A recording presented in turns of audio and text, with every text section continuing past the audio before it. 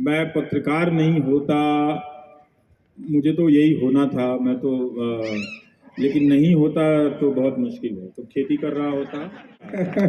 तो वो टीचर ने इसलिए कहा कि उन्होंने मेरी लिखावट देखकर कहा कि आपको पत्रकार होना चाहिए, आपको ट्रेनिंग लेनी चाहिए। तो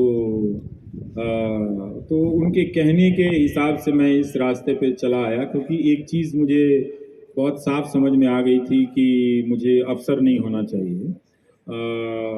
तो उसकी मैंने कोशिश भी नहीं की, और मैं पत्रकार नहीं होता, मुझे तो यही होना था। मैं तो लेकिन नहीं होता तो बहुत मुश्किल है, तो खेती कर रहा होता। और हमको मालूम है आप क्या होते हैं। किसी प्राकृतिक प्रतिभा से लैस व्यक्ति नहीं हूँ कि जो मुझ में और कोई गुण नहीं है। तो बोलने, देखने, समझने, लिखने के गुण हैं, और उस गुण को तराश दिया मेरे इतिहास के प्राध्यापकों ने।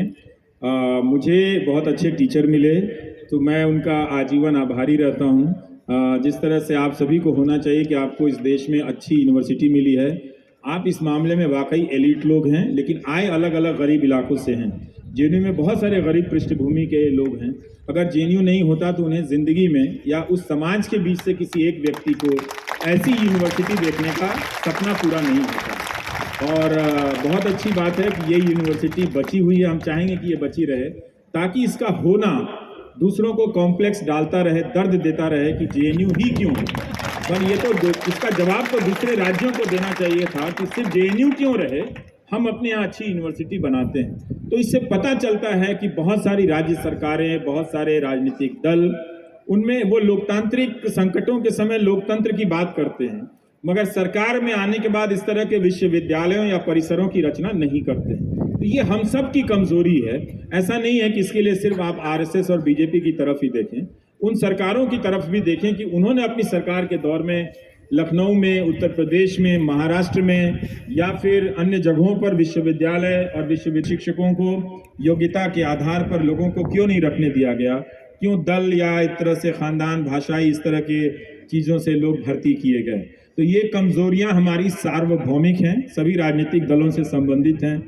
अगर हम अपने सपनों को पूरा करना चाहते हैं तो इसके प्रति थोड़ा ईमानदार रहना पड़ेगा। सवाल सिर्फ बीजेपी से ही नहीं, सवाल कांग्रेस से भी पूछना पड़ेगा, सवाल जनता दल यूनाइटेड से भी पूछना पड़ेगा, और समाजवादी पार्टी से लेकर तृणमूल से भी पूछना पड़ेगा कि ममता जी, आपने अपने राज्य में इस तरह के विश्वविद्यालय की संस्कृति क्यों नहीं बनाई।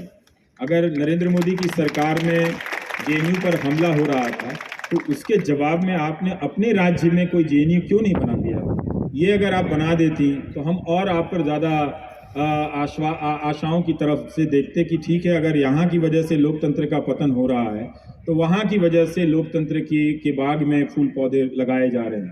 पर ऐसा अभी होता हुआ दिख नहीं रहा है। तो अगर आप लोकतंत्र के प्रति ईमानदार हैं तो अभी आपको कई मुश्किलों और इम्तहानों से गुजरना है। आपकी उम्र खप जाने वाली है, तो इसलिए आप सबको सोचना है कि आप जेएनयू में नहीं होते तो आप कहाँ होते आज। सिर्फ मुझे नहीं सोचना है कि मैं पत्रकार नहीं होता तो कहाँ होता। तो ये सवाल आपका भी होना चाहिए। पर अच्छी बात है कि आप जैसे छात्र हैं, मैं समझता हूँ कि इसमें सभी विचारधारा के छात्र होंगे। आप सब ने इतनी दरियादिली से मुझे सुना, और जब मैं सुरक्षित यहाँ से वापस चला जाऊँगा तो मैं प्रमाणित भी कर दूंगा कि नहीं, मैं सुरक्षित जगह से गया हूँ, और लोगों को बता सकूंगा कि और कहीं ना जाओ, जेएनयू ज़रूर जाओ। यहाँ के विरोधी लोग भी गले लगाकर स्वागत करते हैं। और ये फितरत आप बना कर रखिए। हमारे बोलने से किसी की सत्ता हिल नहीं जाती, कुछ नहीं बदलता जेएनयू का भी। जेएनयू सुंदर ही हो जाता है। आप लोगों का भी आत्मविश्वास बढ़ेगा कि आप वो लोग हैं कि आ जाओ, हमारे यहाँ जो बोलना है बोलकर चले जाओ, हम जैसे हैं वैसे ही रहेंगे। तो सेल्फी की तकलीफ से मुझे मुक्ति दीजिएगा, और वो अभी आप रहने दें। फिर कभी और आपके बीच में आकर तस्वीरें खिंचा लूँगा, तो मुझे कुछ लौटना भी है। पर आप सभी आए, बहुत बहुत शुक्रिया आप सभी का सुनने के लिए, मेरा हौसला बढ़ाने के लिए।